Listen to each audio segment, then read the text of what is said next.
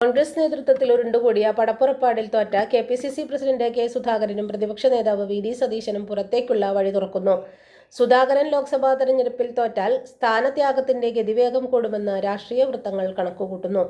ലോക്സഭാ തെരഞ്ഞെടുപ്പിൽ സീറ്റുകളുടെ എണ്ണം കുറഞ്ഞാൽ സതീശന് ധാർമ്മിക ഉത്തരവാദിത്തം ഏറ്റെടുത്ത് പ്രതിപക്ഷ നേതൃസ്ഥാനവും യു.ഡി.എഫ് അധ്യക്ഷ സ്ഥാനവും ഒഴിയേണ്ടിവരുമെന്ന നിലയിൽ കോൺഗ്രസ് കലങ്ങിമറിയുകയാണ്.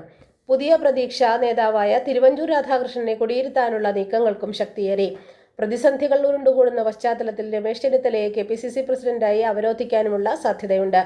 രമേശ് വിസമ്മതിക്കുകയാണെങ്കിൽ ശശി തരൂരിനോ അടൂർ പ്രകാശിനോ എം ഹസനോ നറുക്കുവീണേക്കാം. യു.ഡി.എഫിലെ രണ്ടാമത്തെ കക്ഷിയായ മുസ്ലിം ലീഗ് നേതാവായ പി.കെ. കുഞ്ഞാലിക്കുട്ടിയെ യു.ഡി.എഫ് അധ്യക്ഷ സ്ഥാനത്തേക്ക് കൊണ്ടുവരാനുള്ള ചർച്ചകളും സജീവമാണ്.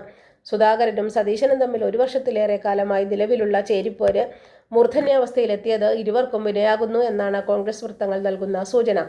ഗ്രൂപ്പ് പോരുകൾക്ക് പുകൾപെറ്റ കോൺഗ്രസിൽ ലോക്സഭാ തെരഞ്ഞെടുപ്പിലെ അവധിക്കാലത്തിനു ശേഷം പ്രസിഡന്റ് സ്ഥാനം വീണ്ടും പിടിച്ചെടുക്കാൻ സുധാകരൻ നടത്തിയ ഭീഷണികളും ബ്ലാക്ക്മെയിലിംഗും കുപ്രസിദ്ധി ആർജിച്ചു കഴിഞ്ഞു.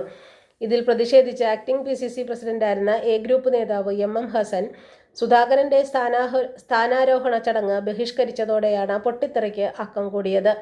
സതീശനും സ്ഥാനാരോഹണ ചടങ്ങ് ബഹിഷ്കരിച്ചതോടെ സുധാകരന്റെ തുടർ നീക്കങ്ങൾ വൈരനിര്യാതന ബുദ്ധിയോടെയാണെന്നും ചൂണ്ടിക്കാണിക്കപ്പെടുന്നു.